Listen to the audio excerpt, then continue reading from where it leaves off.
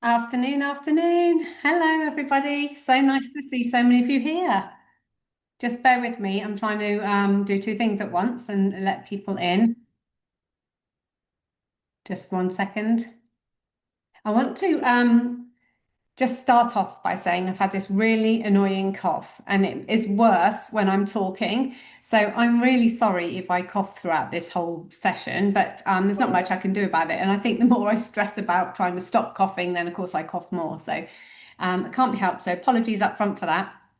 Nice to see so many of you here. Absolutely fine if you want camera on, camera off, whatever you feel most Pardon? comfortable with. Please, Bye. please put yourself on mute so that we can hear everybody. Sorry, I'm still letting people in. Um, and if you are grabbing a sandwich or whatever, then that's absolutely fine as well. It's totally chilled. This is why I do this at lunchtime, really, is so that more of you can just do two things at once, as we're so very used to doing, aren't we? So I'm just going to give it a minute or two for people to join us. Let me get my notes up. So the way I normally like to run these things is I've got some slides to share with you shortly, and I'll be walking you through that. Please feel free to ask me any questions as we go along, um, because I'm really quite good at doing a few things at once, she says, as she now can't see who's in asking to come in. Ah, hilarious, isn't it? There we go. Just 1 second. Where are you? Somebody's asking to come in. Waiting room. There we go. So please feel free to ask any questions in the chat as I'm running through things. And I will answer them as I go if if it's relevant to what I'm talking about. If I don't get to it, then I'll make a point of trying to come back to it at the end. If I forget, please give me a nudge. Feel free to give me a nudge. Um, so I think what we're doing time-wise now, we've been a couple of minutes. What I'd be interested to know is two things really. Let's start with the fun stuff to start with. Where in the world are you joining us from? Where are you? I'd be interested to know. I'm really nosy. You'll learn this about me. I'm ever so nosy. So I love knowing everybody's business. What have we got here? Northern Ireland, lovely. Great Neve. East London, very nice. I used to live in West London. Oh, Southampton, very nice. That was on what was that on the news this morning, wasn't it? I was watching that, South Africa. I know that about you, Mish. Lille in France, how nice. Nigeria, somewhere I've not been. Gosh, we're all over the place. Oh, Brianna's in the States. Thanks for joining us at Stafford, a nice part of the world as well. Gosh, we really are all over the place. Aren't we multinational between us? Right, I'm going to get stuck in and share my slides. Whilst I'm getting that ready, I'd also be interested to know where you are in on your journey, whether you're fully employed currently and interested to know more about what the online business manager is about. In fact, let's do it this way. Let's say you're number one, you're a virtual assistant and have been for a while and think that you're over delivering and that you are interested in what the OBM role is. That's the one I hear mostly. So that's number one. Number two, you're not a virtual assistant and you're looking into being a VA. Sorry, OBM. Or number three, something else. Let me know what you are. One. I think most of you are going to be ones, aren't you? Yeah, ones. Okay, great. Let me just get that. So what I'm going to do now is put this onto speaker view, share my screen, and then get my notes up so that I can see your notes, I should say. And as I say, please feel free to pop any questions in the chat. Genuinely, there's no such a thing as a stupid question. I can guarantee if you're thinking it, somebody else probably is as well. So really urge you to ask the questions. That's what I'm here for. Make the use of my time. You've got me for up to 90 minutes. We may be quicker. It just depends on the number of questions. Okay, right, I'm going to share my screen now and put us onto speaker view. Um, right, can I get a thumbs up from somebody if we can see my slides? Good, thank you. I'm just going to get the notes up so I can have that visible whilst we're chatting. If only she could find it. Where's it gone? There. Okay, make that bigger because it's not big enough. Okay, still number ones. Oh, we did have a two in there. Brianna's a number two. Great. Fantastic. What time is it for you, Brianna? You're behind us, aren't you? Misha's ahead of us, I think. 2 hours ahead. Misha's 2 hours ahead. Brianna must be behind. I'm hoping it's not. Oh, that's an early start for you. Thank you for giving us your time. You won't be having your sandwich, will you? Okay, I'm going to dive straight in. Today we're going to be talking to you about Online Business Manager. What is it? Coffee, exactly. What's about Online Business Manager and just quite a lot about the industry, what its impact is in our online world, who works with online business managers, the type of work you can expect. I am going to talk quite quickly, but because there's a lot to cover, so do bear with me. And as I say, please do ask questions. Um, let's dive in then. So it's for you if you're a fully booked VA. What we often see is people who've been a VA for a little while, fully booked. Literally, what we do is we hit that ceiling, don't we? That earning ceiling. When we're selling time for money, we've only got so much time in the day, and we hit that ceiling. We think, well, now what can I do to expand? And there's several opportunities of where you can go. I mean, that's exactly my journey. I became a fully booked VA. And there's different ways you can go to expand your business or basically bring in more money. And the OBM route is one of them. Perhaps you're in an employed role. What we see quite often is somebody in an office manager role or stepping up into some managerial role, activity within their job, and they want to leave employment. So you're ready to up level and deliver a more strategic level of support, I would say. Perhaps you're tired of juggling lots of clients. So we have our VA course, and in our VA course, fun facts, this year in the Society of Virtual Assistants survey, they said that most VAs have got an average of 9 clients. Now that's great. I mean, fantastic. Obviously, people are doing really well, but it's a lot to juggle, isn't it? There's lots to have in your head. And so it's very different with the OBM role. I really wouldn't suggest that having more than 3 clients, is sensible because it's a very different level of support.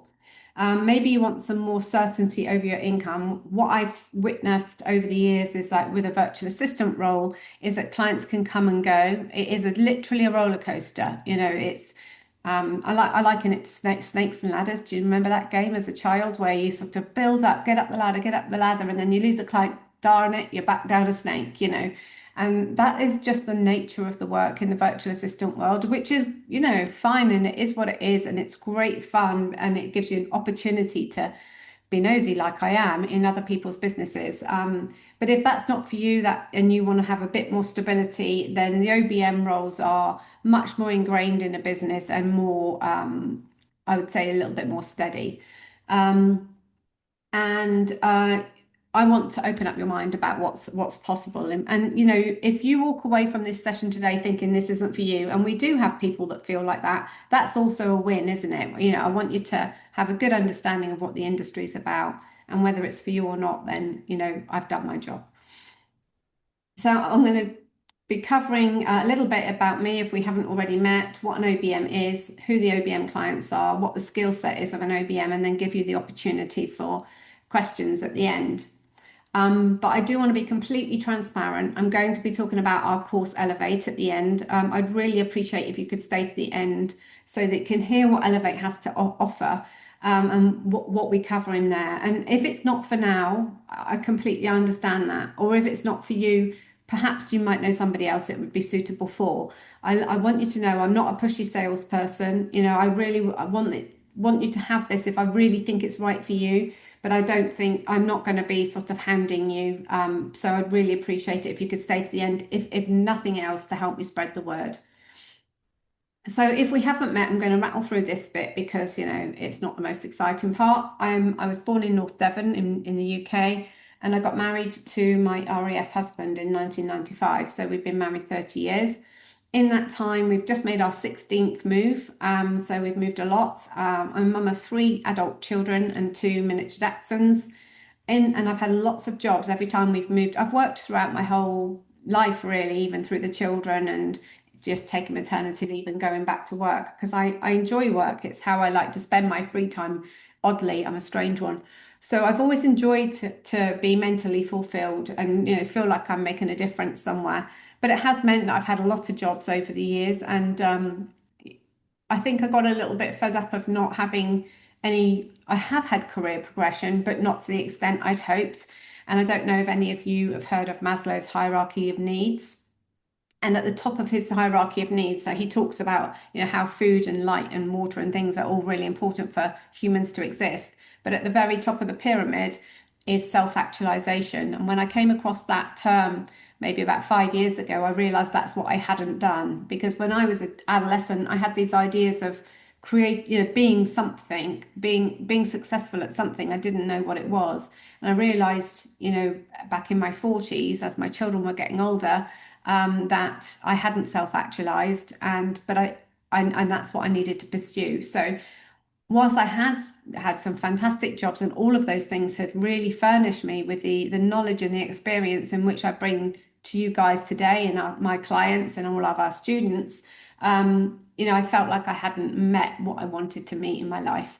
And the other thing is, I get fed up of reinventing yourself every time I've had to move. I've had to find, I need the sat nav to get to the supermarket. And today I went to the dentist for the first time, and I was 15 minutes late because I couldn't find them. It's like this whole thing about you moving each time. It's just it's a whole nother level. And then so in 2016, I started setting up my VA business. I say that the stars aligned, and I actually registered with HMRC in April 2017. I got fully booked really quickly. Had that realization that I couldn't sell any more time, like I was just explaining earlier. And I decided to take on a team, because every time a new client came in, I was excited by the work that they had. I like to help people tidy stuff up. But then I realized once I've tidied up, I'm a bit bored. So it worked really well for me in that every new client that came in, I just took on a team member, and the business grew like that. And I realized I was over delivering, and this will probably resonate with some of you in that. Just 1 minute, somebody's trying to get in, and I haven't got that screen open. I was over delivering, and I was wanting to get myself into the client's business, get understand the full workings of the business. And mostly, 99% of my clients were like, this is, excuse me, excellent, fill your boots, But there were one or two that were like, well, that's none of your business, you're just the VA.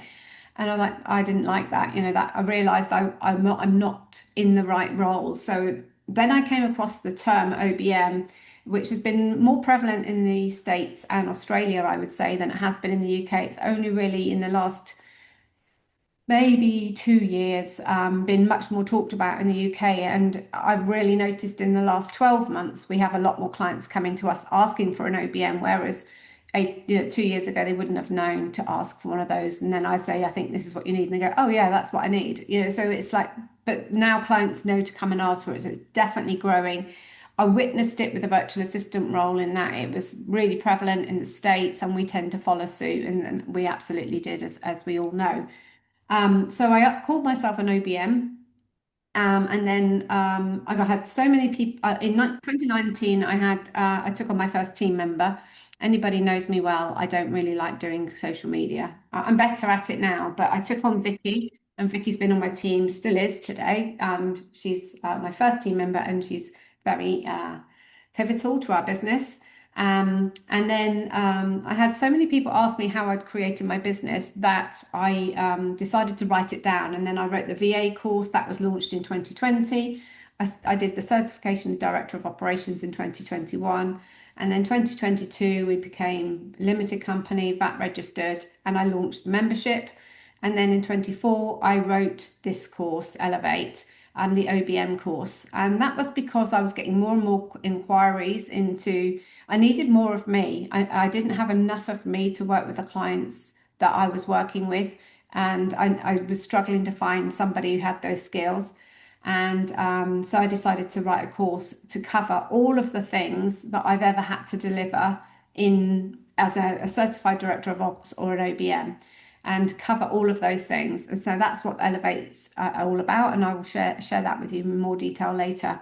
And then last year we launched our Accelerate course, which is for virtual assistants that want to level up in their virtual assistant business. We've only launched that once because I'm thinking about changing the format of it, and I'm hoping to get to that this year, but we haven't at the moment. It won't be this first half of the year. We've got some big plans inside advance. So that's our timeline, just to give you an idea of like what I've done in the last 10 years. So what is an OBM? I don't know about you. I like a picture. I like to learn from a picture. So I did write a pretty picture for you here today. The way I see it is a generalist OBM is somebody who sits underneath the CEO, and they are the right-hand person for that business owner, that founder.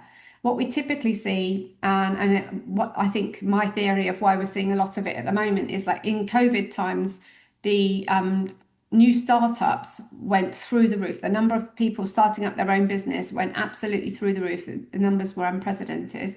And those businesses that have succeeded are now at this point where they've grown the business. And this is how my business grew as well. I took on Vicky to do my social media, and I took on Sophia to do my bookkeeping.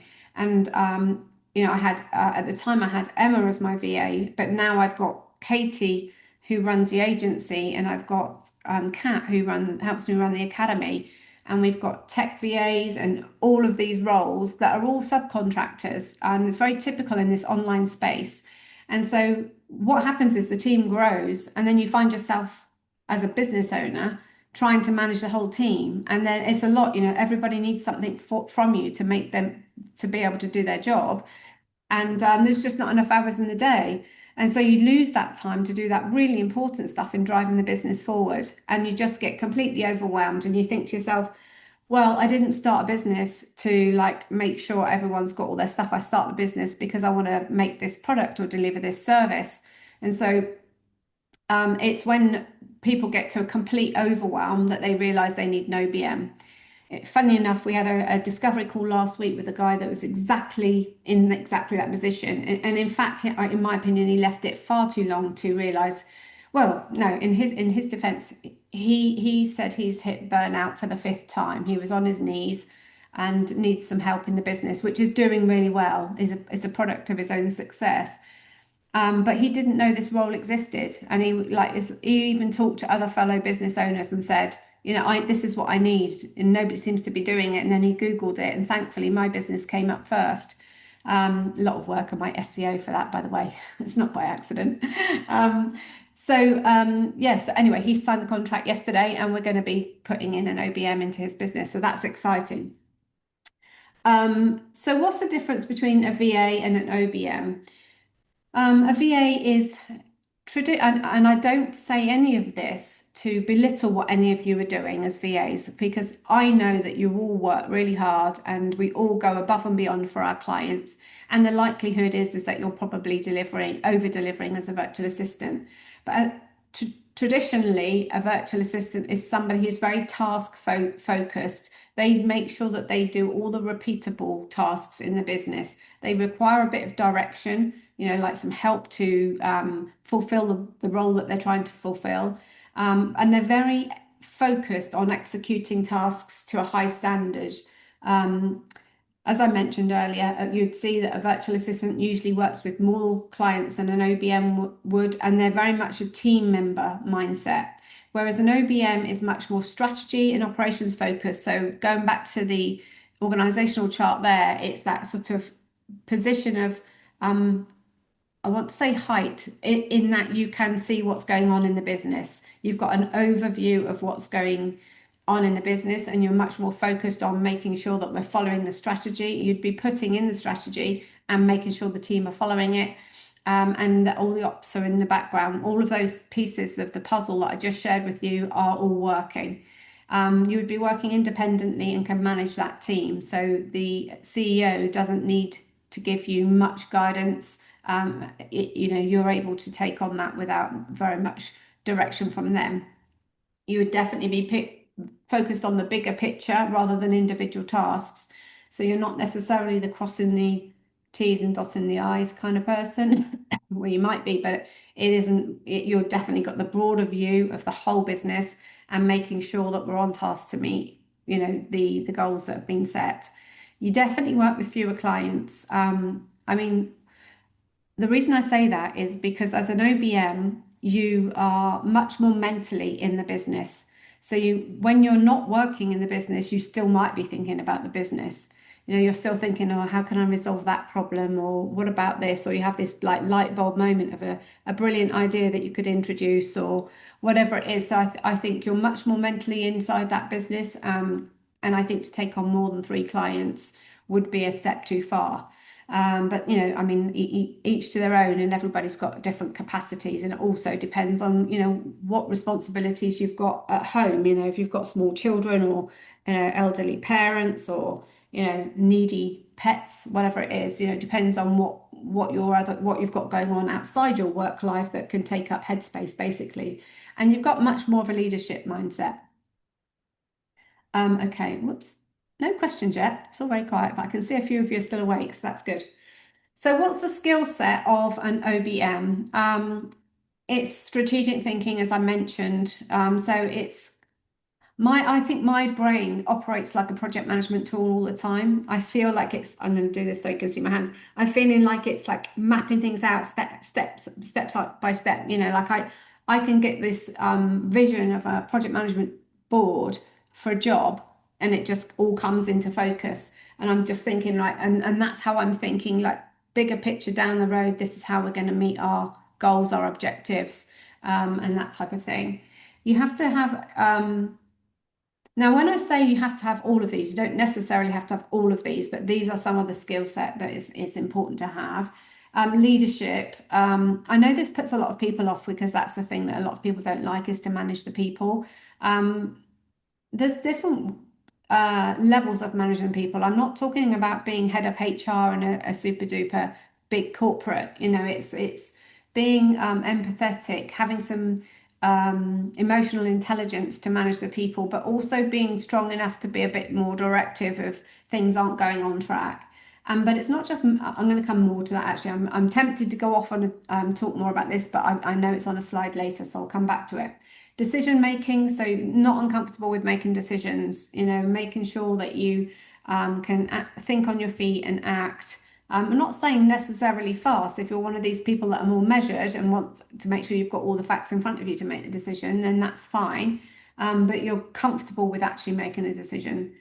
Being analytical is helpful, because we want to look at what's working, what's not working, what can we do again, what are the figures telling us, in terms of whether it's financial or marketing metrics, that type of thing. Communication skills, also really important for a virtual assistant, of course. But this is on a slightly different level. With a virtual assistant, you need to be really consistent and almost over communicate, because that business owner is not sat in the same room as you looking over your shoulder. So they need to be reassured that work's being done. And so it's like almost over communicating. This is what's happening. This is where we're at. This is what I need from you, that type of thing.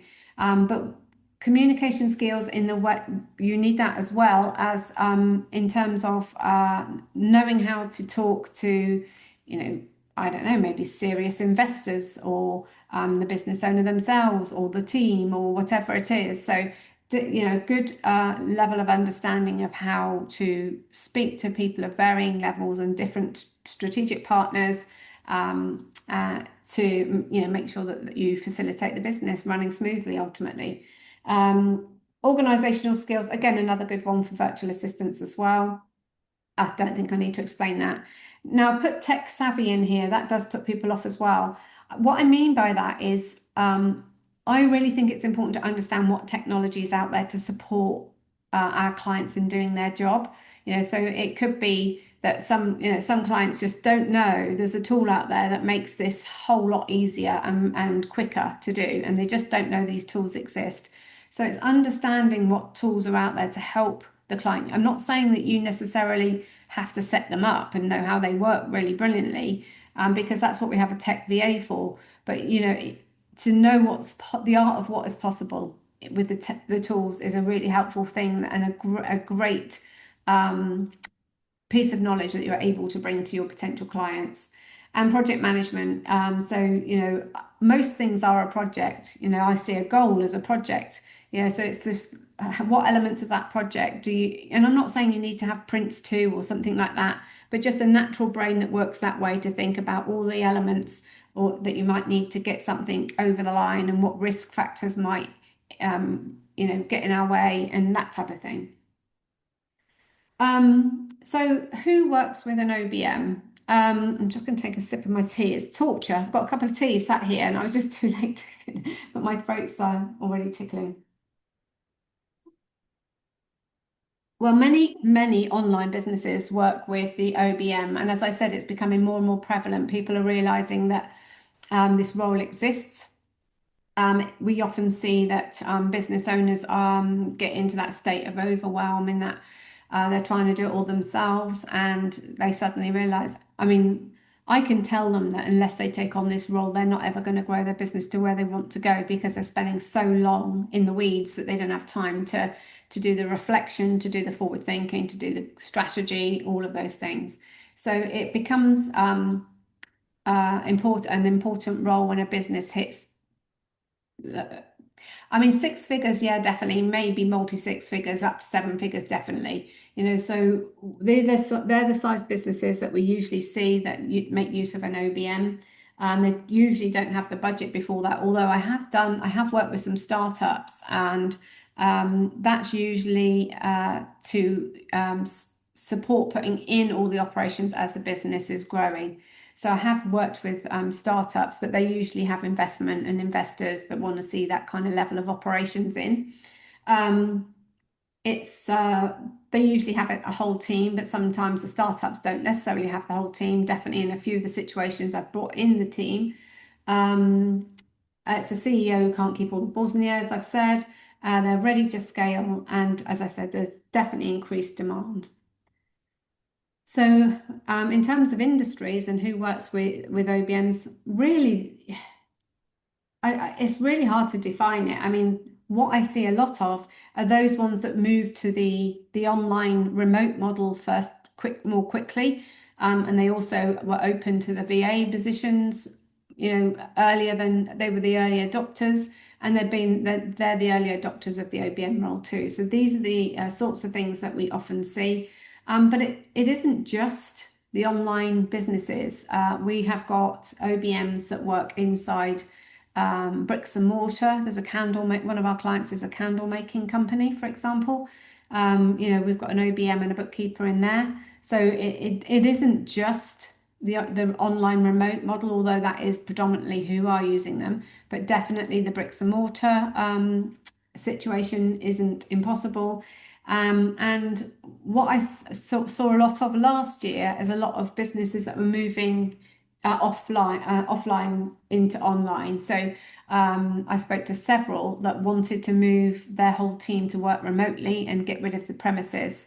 It was a huge thing that people, I think it's kind of a slow reaction post-COVID. It's like, oh, we don't need to do this. People are having that sort of light bulb moment of, hang on a minute, I don't have to have an office. Everybody can be working remotely. And so we've seen quite a few businesses look to do that. And also some are looking at doing both, some are looking at doing one or the other, but moving away from the employed model.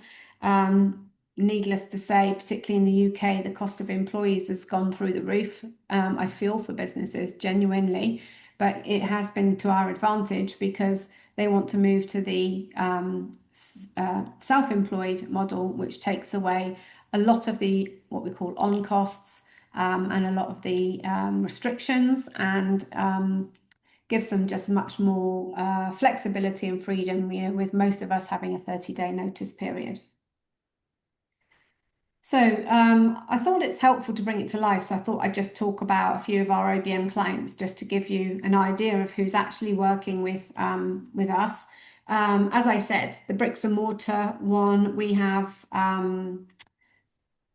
the candle making company, and we've also got a legal firm, and we've also got the guy that signed yesterday, who's in tech and IT. They've got offices as well. But to jump back to this one, business startups, as I mentioned, particularly those that are going through investment rounds and things. I'm not talking about somebody who's setting up a little coaching business. They definitely won't have the budget for you. I'm talking about people who are setting up, serious businesses with serious investment, sorry, like the ones I've worked with are all in the tech industry, so they've got huge investment and they need that support from the outset in terms of building their team and putting in their back office operations. And what I've seen is, I've spoken to many investors on my clients' behalf to reassure the investors that we've got good operations going on in the background, because investors want to see that strength in the business. We also have the sort of general ongoing support where it's the role that's more traditional and that I shared with you with the organizational chart, in that you're looking after all those elements of the business, and I'll get more to the actual elements of the business in a moment. But the beautiful thing about it, and this is one of the things I love, is that I love to do a strategy day. So you can do things like a project. So you might have like maybe 2 ongoing clients that are bringing in a nice healthy retainer for you. And then you might have, bring in a couple of projects. So an example might be, we've got one generalist OBM that's on £1,200, well, it's £1,500 a month on recurring retainer contract. We've got some that's on 2,800 a month on recurring retainer contract. But then they might want a strategy day, and that's usually something I deliver, although the OBMs definitely can, especially if they've done my course. And I've just quoted for a strategy day, and that can be, well, I've quoted 1,800 for a strategy day. I think people who are new to it usually charge a bit less until they're confident in delivering it. But obviously I've been doing this a long time. And what I mean by that is it's you're doing a deep dive. You're letting them empty their brain to you in one. Well, this isn't in one day, so don't be fooled. There's some pre-work for them to do. They empty their brain. You help them put it into some sort of order. You help them build out their strategy to meet their goals and their vision. And then you put it all back together in some sort of order and deliver it to them so that they've got something to follow. And then other projects like launch. So, there's a lot of coaches that have got online courses that they need to let people know that they exist. What you're actually at now is what we call a launch. We do these 2 workshops. People have got different varying ways of delivering a launch, but ultimately we want people to know that this course exists and what the transformation will be for you. And that's essentially a launch. And ultimately, we want people to sign up to the OBM course. So that's launch strategy. It's like project management, really. But there's just some nuances around understanding how launch works. Quite a lot of marketing involved in that, whether you write the copy yourself or whether you bring in somebody to do that. But it's quite a fun project, and we offer that here. And the management as well. So it could be that you put in VAs to make sure it all happens as you've planned it out for them to happen. So some really lovely ideas of projects. I've also done things like I've done a process mapping project. I've done facilitating VIP days where they do like team meetings. What else have I done? I've done a gone into a business and looked at all the team that they've got. They felt they needed new staff. They needed help, but they didn't know what role that they needed. So I went in, had a look what they've got, readjusted job descriptions to suit what the roles were, and then wrote up the job description of the missing role, that type of thing. So these are my little Trivial Pursuit pies. Still no questions. You're definitely all awake, aren't you? Ah, dear. I think I overshare. Do you think I overshare? Because people never seem to have questions. I think maybe I can't be that good at answering them all, can I? No. Oh well. Yeah, do tell me if I talk too much, because I'm really aware that you're just sat there listening to me. It's not very interactive, is it? Anyway, I would love your feedback genuinely as well. Reach out to me afterwards and let me know. Okay, the OBM role. So we talked about leadership. So what I've done rather cleverly is essentially this little Trivial Pursuit pie here represents each of the modules on the course, because these are the elements that I wanted to talk about. And this is why I think these things are important. So as I started to go a little bit too much into it earlier, what I mean by leadership is managing the team, making sure that they're performing like we want them to perform. And sometimes that can be a bit of a challenge because quite often they're self-employed. So it's handling that really delicately to get the best out of people. Sometimes, quite often, a lot of our clients are hybrid, so they've got employees and self-employed. So that makes it a bit more of a challenge. Now, I'm not saying you have to be a HR expert or anything, but having a bit of an understanding of how people work and being, as I said, empathetic and having good emotional intelligence. But it's also important to manage up. And what I mean by that is, you have to sometimes say things that's uncomfortable to the business owner, the founder, the CEO, call them what you like, because it's your job to keep this business on track. And quite often, it's not unusual, I should say, for the business owner to be the problem. They maybe don't want to relinquish everything because they've always been used to having everything, or maybe they haven't handled a situation very well, and you need to put your big girl pants on and have that conversation with them. Obviously, in a gentle way. None of this is meant to be confrontational. So managing up is also really important, and we go through all of that on in the leadership modeling on the course. I've mentioned strategy. So ultimately, strategy is we're having a look at what the vision is for the business, for that founder, that CEO. And quite often, more often than not, I would say probably 90% of the time, a CEO has an idea of what they'd like their business to look like, but they've never actually formalized it and they've never talked to anybody else about it. And I like to think about strategy as essentially, if you think about like you're rushing out the door, you jump in your car, you turn the engine on, you're sat in your drive, the engine running, and you don't know where you're going. So how do you know how to go to where you're going if you don't know what the destination is?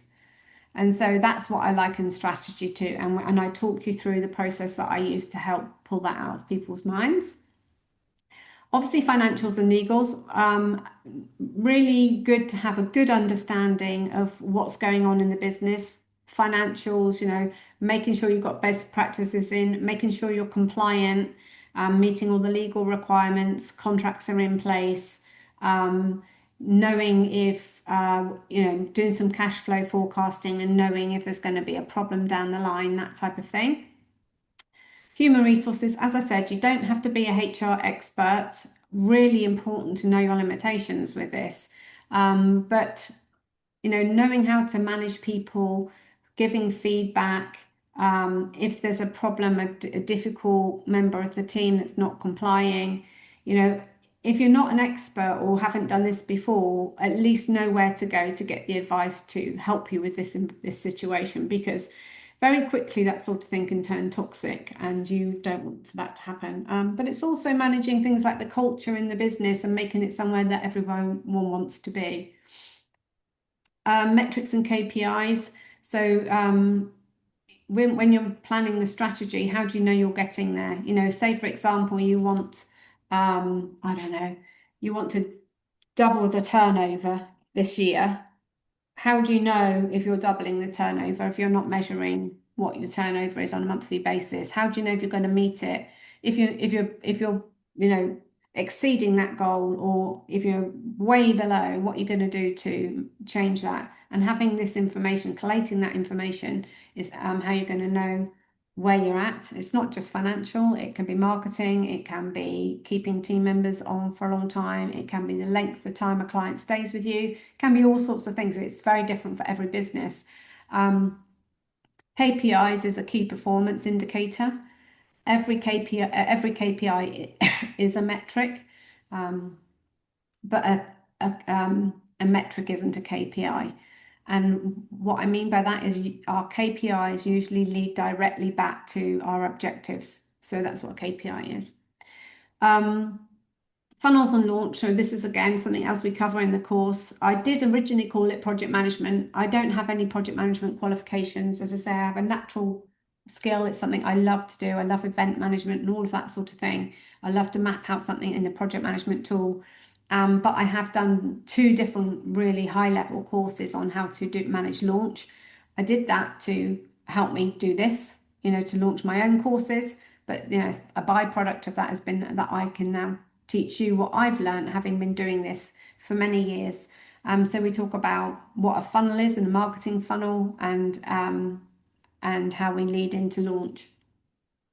Really, a really important module, that one, because we see it a lot in the online space. I've actually had people who've done other people's OBM courses come and ask just to buy that module, believe it or not. Systems and processes. So ultimately, it's working out how to do your process mapping, what's in the business, what's not, making sure that you can standardize things. And I share with you how to do that, how to look at it in a business and how to put it in, and what I think is best practice. And I share lots and lots of things in there with, basically there's lots of what I call swipe material. So things that I use in my business, I share with you. The templates are there for you to have to use inside your clients' businesses. And a final one on compliance, which I put in as a little added bonus. That's the one that's not taught live. What I mean by that, when I say compliance with financials and legal, I mean legal obligations. When I talk about compliance up here, I added that in because I realized that what I've done quite a lot in businesses is help people get things like the IIP accreditation, or the oh gosh, King's Fund accreditation, all of these accreditations that you can get, that really help you bigger companies winning business. So things like B Corp, I've helped people with. So that's what I mean by compliance, is like meeting these standards in order to have that rubber stamp. And I've worked with several clients where I've put those things in, and it's meant that they've been able to get really serious big contracts from big organizations because they have this accreditation.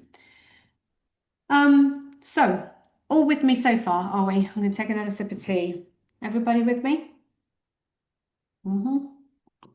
Good. I'm glad you're got camera off, Michelle, because then I can see what's going on. Still no questions.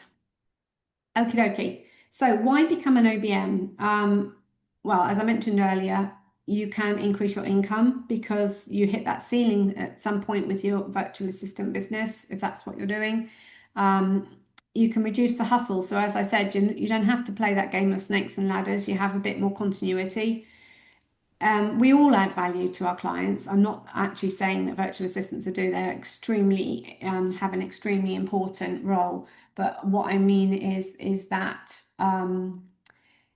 this is the part I think I like about it, is that the client that signed with us yesterday, I'm so looking forward to making his life better, because I really feel like I'm going to add value to him, and I get really passionate about that.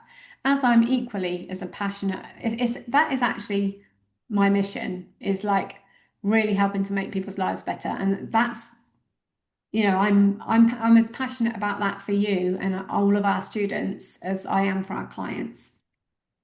It's becoming a more in demand role increasingly. I'm so pleased that I've got people that I've trained, because I'm able to offer them work back in our agency as well, because I need to know that I've got good people out there I can call upon.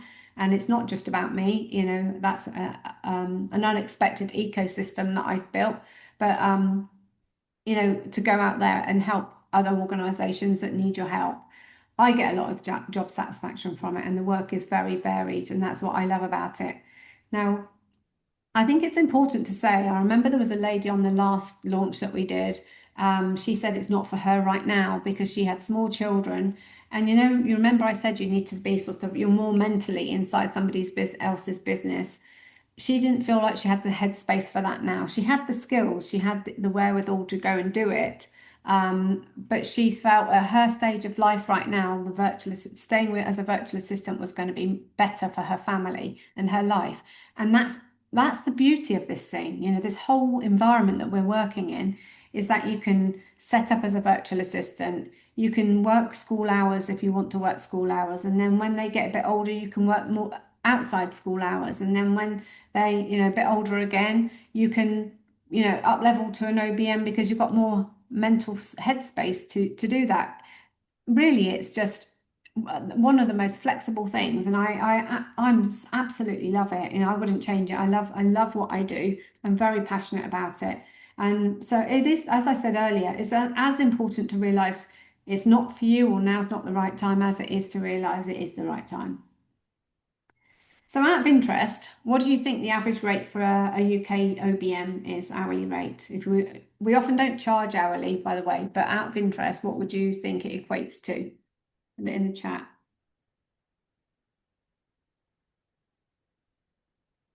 75, yeah. 50, 60.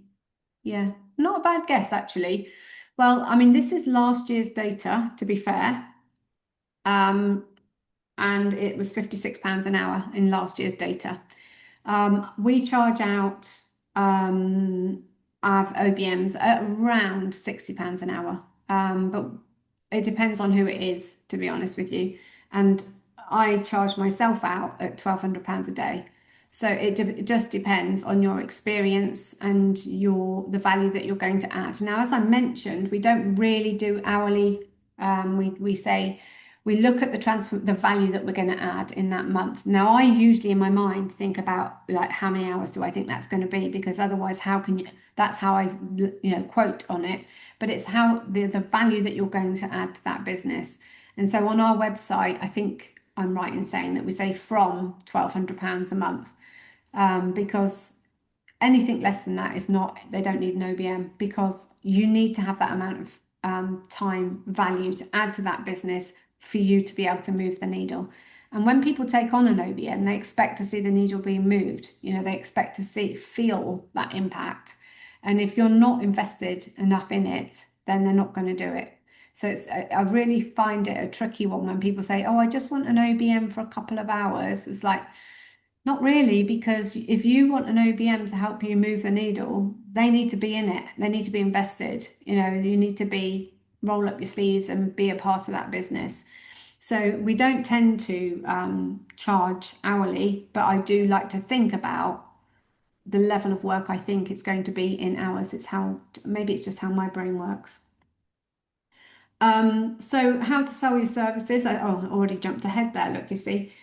So retainer packages, this is the most common. We say from 1,200. As I mentioned earlier, we've got varying size packages that we sell to our clients at the moment. It really depends on what they need, the size of the business, the size of their budget, so there's that opportunity.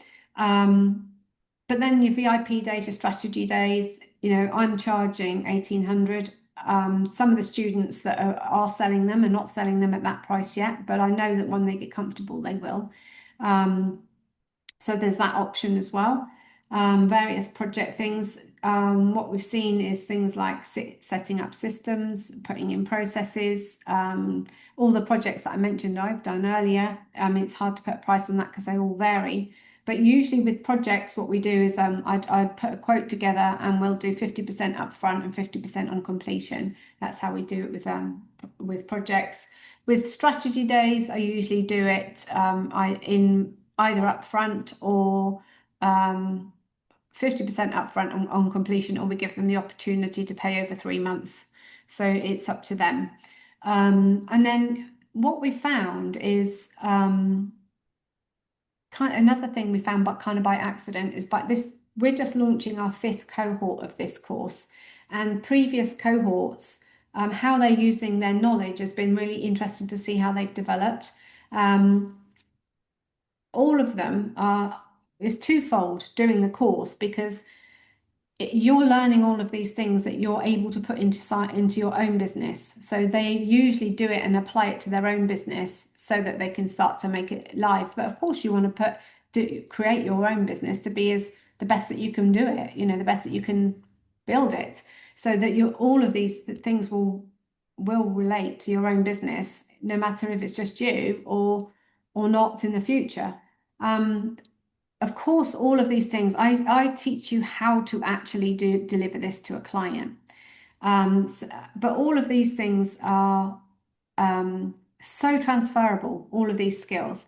And what we found is a couple of people have gone on to build an agency. And of course, the sky's the limit with that. So one of the ladies, she's building an agency focusing on working with neurodiverse clients, a VA agency and OBM agency.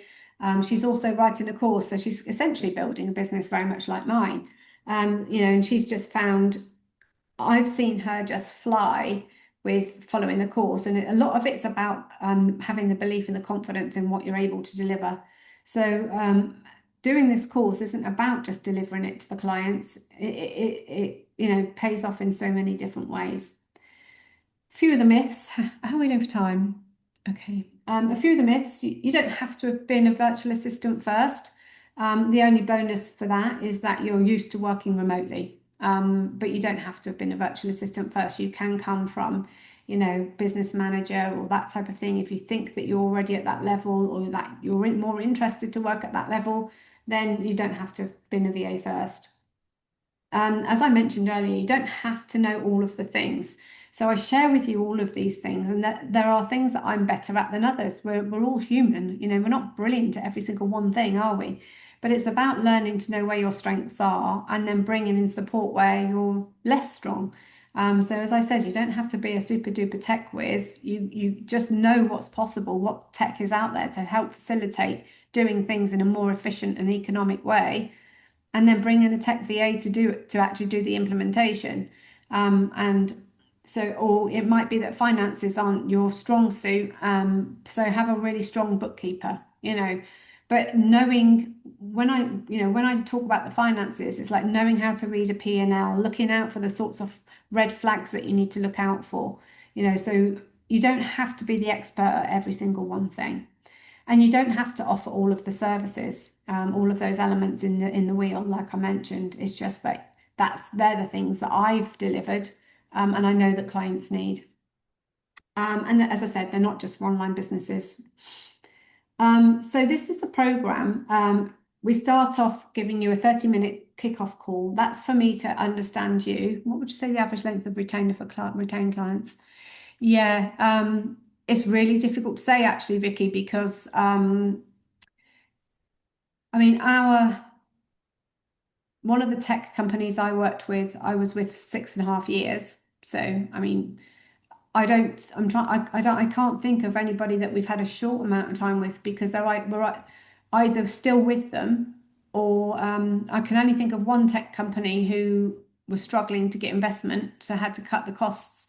And that was the one I was with for 6.5 years. But I worked with him in a couple of businesses, so I was kind of his right-hand person across several businesses. I think if the relationship's good and the growth is in the business, the longevity is there. I can't think that of a time. I couldn't put a time frame on it, to be honest with you. Hope that answers your question, but I know I've not been very clear. No problem. So I offer a 30-minute kickoff call. That's so that I can understand what you want to get from the business, because I want to make sure that if you invest in me, I'm going to help you get to where you want to go. If I know you well already, you can use that tool after the course is finished. If you want to, maybe you need a bit of direction after the course is finished, it's there for you to use.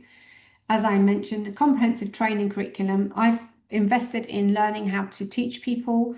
I have structured the course in such a way that it's suits every learning styles. We've got written, we've got videos, we've got a portal in there, we've got downloads, we've got workbooks, and I teach it live. There's only sometimes we bring in a guest expert. I'm actually talking to an accountant at the moment to come and do the financial model, because I feel like she'll do it better than me. But at the moment I teach all of it. Many resources and everything. We have a private Slack group, so you've got each other to support, and that's all of my alumni in there and my team as well. So that's there for you to have accountability, support, chat to each other, whatever.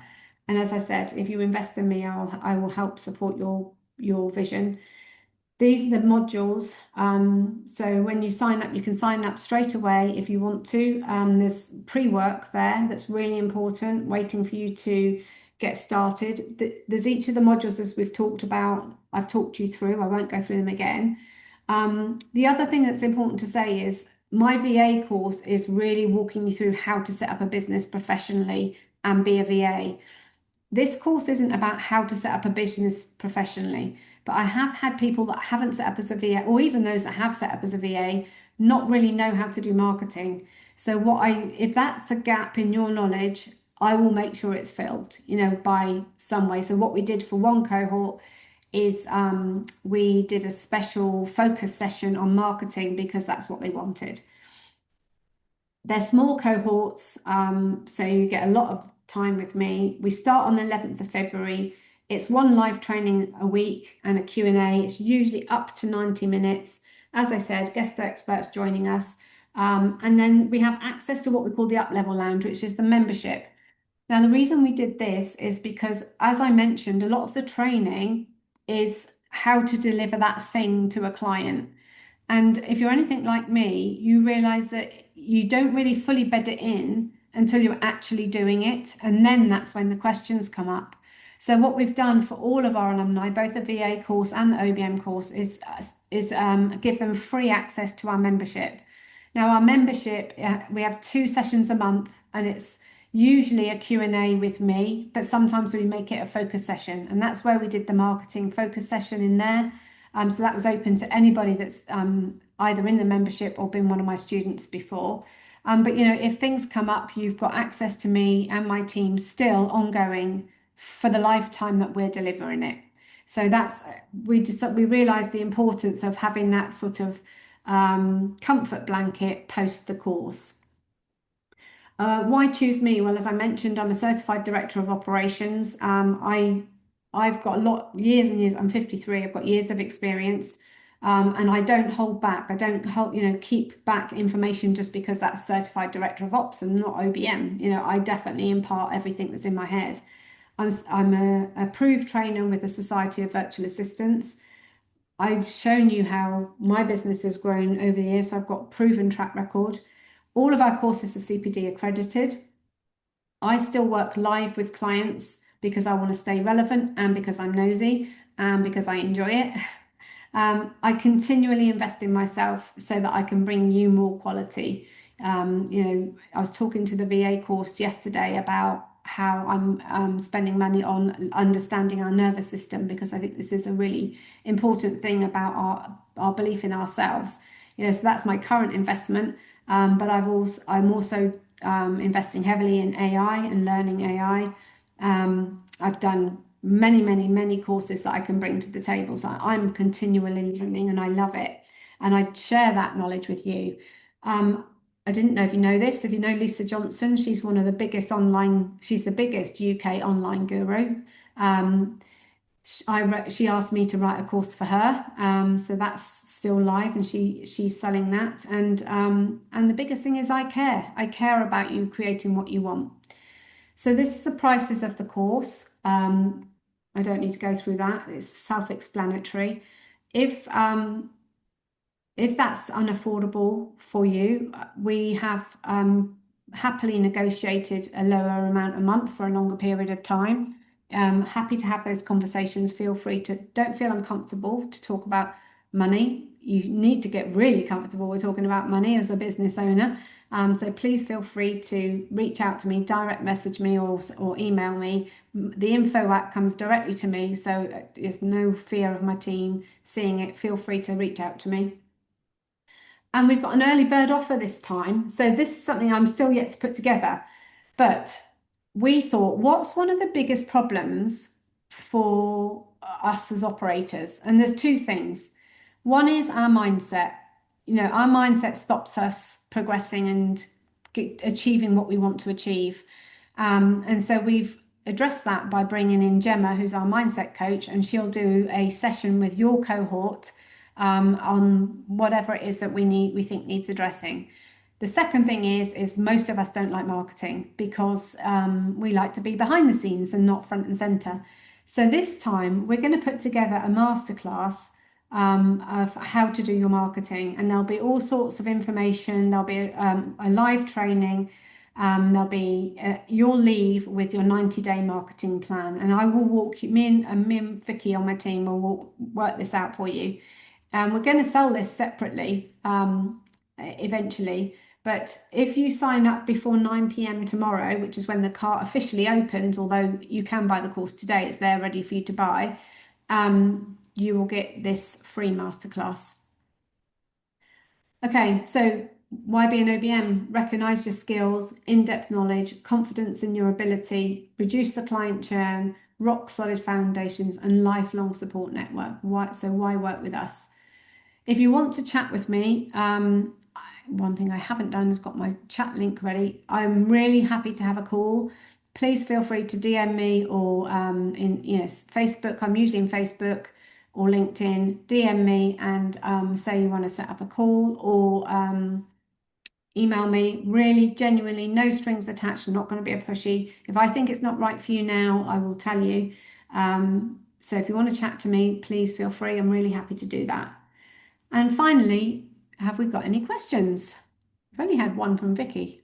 So at least I know Vicky's awake. Right, change of view, gallery. Okay, how are we doing? So nice to have so many of you here. Has anybody got any questions or any thoughts, or is anybody feeling like they're already over-delivering as a virtual assistant? I'm sure many of you are.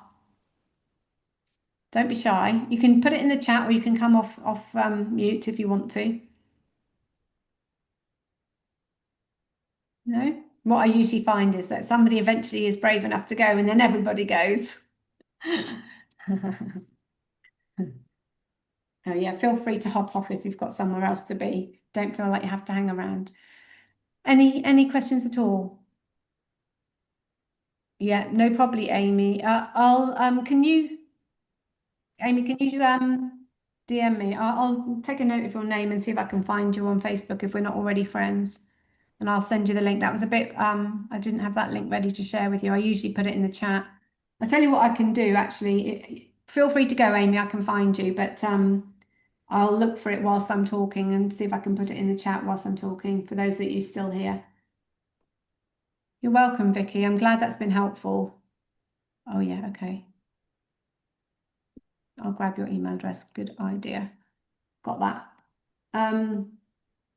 Just pop that in there.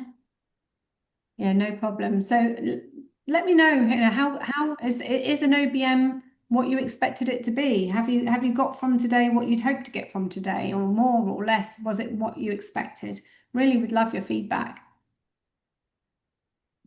Paula, can I just ask, when you say that the VAs hit a ceiling, like, do you have a sort of a number that they hit that's then can't What do really you go? mean by number? Money or? Yeah, like when you hit the ceiling on like what you can earn because your time and your clients are not, is there like, you know, Yeah. What I find is everybody's different because it just depends on how much time you've got. On our last VA cohort, for example, we had somebody who had been made redundant. Her children were sort of in their teens, and she had all day, every day to sell her time. And then you'll have somebody who's, only got a few hours after work, and you'll have somebody, everything in between, somebody who only has the school hours. But I think it's usually when people get to a point where, like I was, that you're fully booked and you've got juggling all these clients and there's literally no more hours in the day. You couldn't take on another client because you haven't got enough hours in the day. That's the ceiling. So in terms of money, it will vary because it depends on how many hours you're selling and at what rate you're selling at. what's the average of VAs getting an hour? Is it also not hourly? In the UK, the average rate is 33 or 34 pounds an hour now. But what we typically see is people when they first start out, I would never suggest you charge less than 25. I would really encourage you to be up nearer the 30 when you start out, because we want to make sure that we're keeping we don't want to undercut our fellow VAs, Yeah. but the Society of Virtual Assistants, as I said, they do an annual survey every year. It's always worth, actually, if you're already a VA, it's worth completing because I'm just going to share, this is the coffee chat link, by the way. It's worth completing it because it makes you think about your business. It asks you, what policies you've got in place and what processes and how much you earn and how many clients. And it's quite a hefty survey to fill in, but it does really make you stop and think and go through your own business. But it also, if you fill in the survey, they give you a copy of it for free. You can buy it. I think it's £45, and it's a really valuable survey to keep an eye on what's going on in the industry. And so that those rates I've quoted, not the OBM ones because they don't deal with OBMs. The VA rates are from them from 2025, and the survey came out at the tail end of last year. Anybody else got anything? No?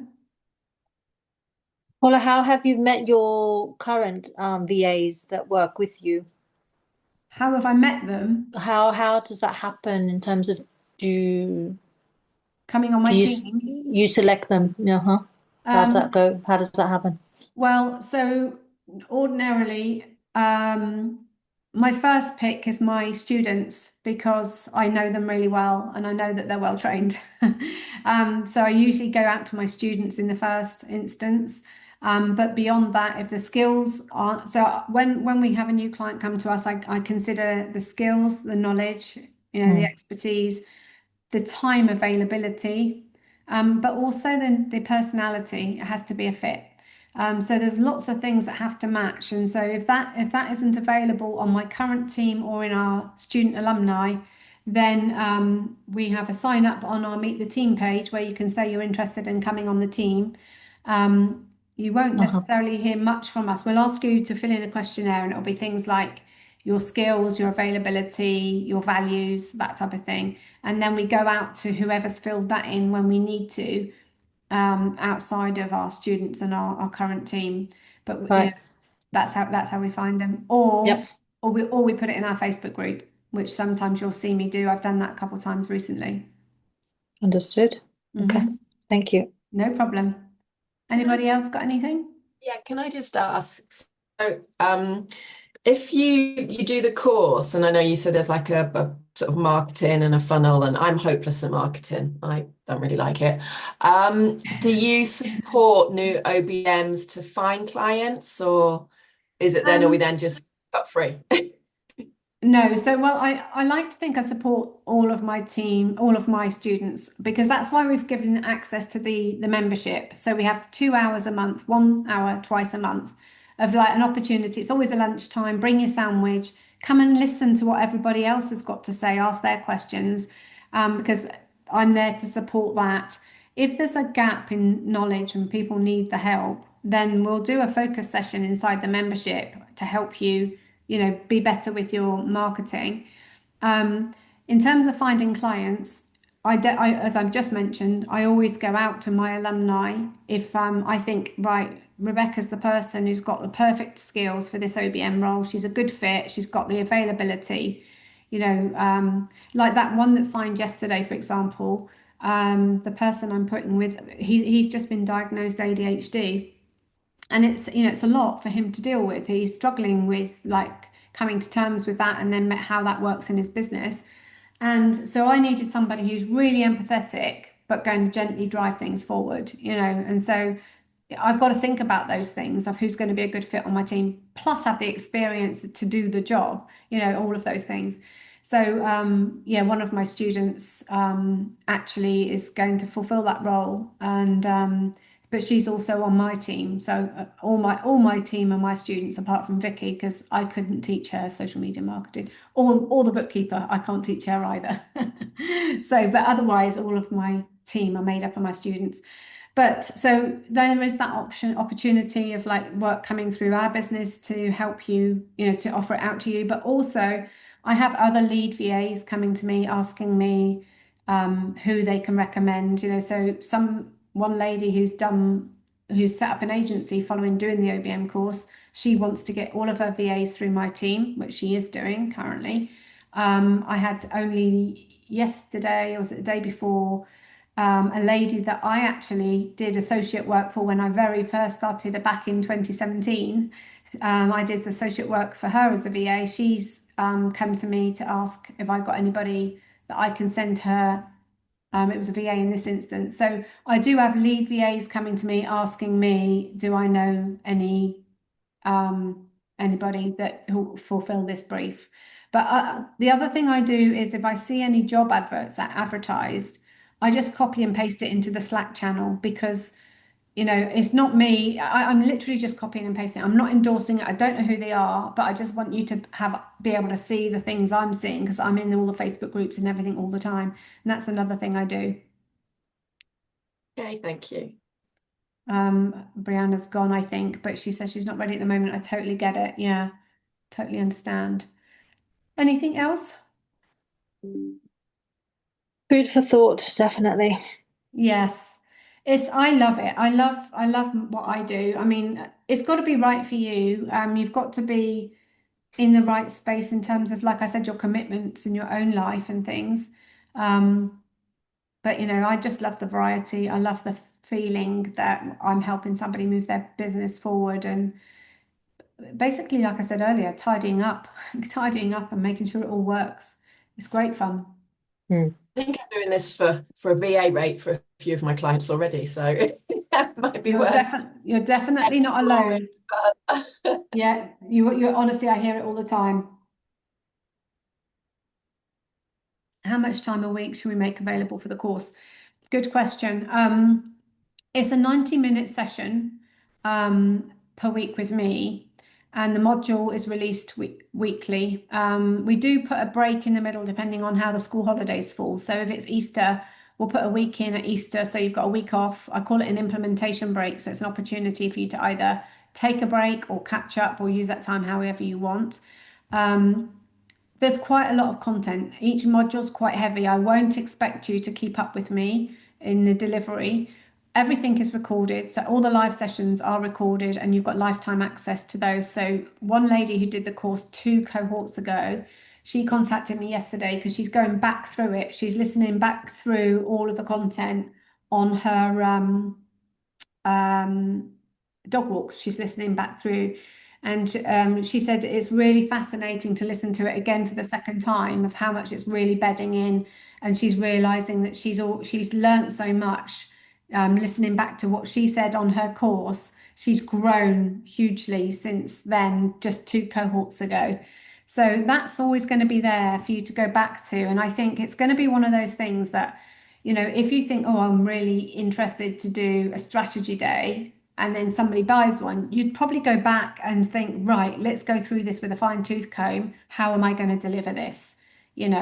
So it could be that, or it could be something comes up in a client's business where you need to know more about one particular element, and it's a resource that's there for you to keep going back. So whilst I encourage you to work your way through the content, you're not going to retain it all because there's a lot there, and I don't expect you to keep up with me necessarily. I want you to learn the best way that suits you to learn. Some people like to do it really methodically and like learn the whole session and try and stay up with me. Some people think I haven't got the capacity for this week. Life throws a curveball and you can't have, but I always encourage you to come to the live sessions when you can because you get so much more from it. But if you can't, they are recorded and they're there for you to go back to.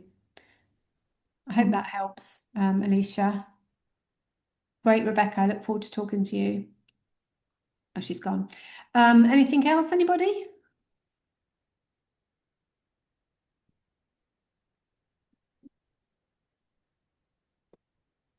No. It'd be interesting to know how small businesses are educated on the fact that, about this role and Yeah. I think I think that's probably why the VAs get, crunched so much because it's it's beyond that, but it's probably they try to make a VA do that or PA or whoever, on site. But yeah, it's much bigger role.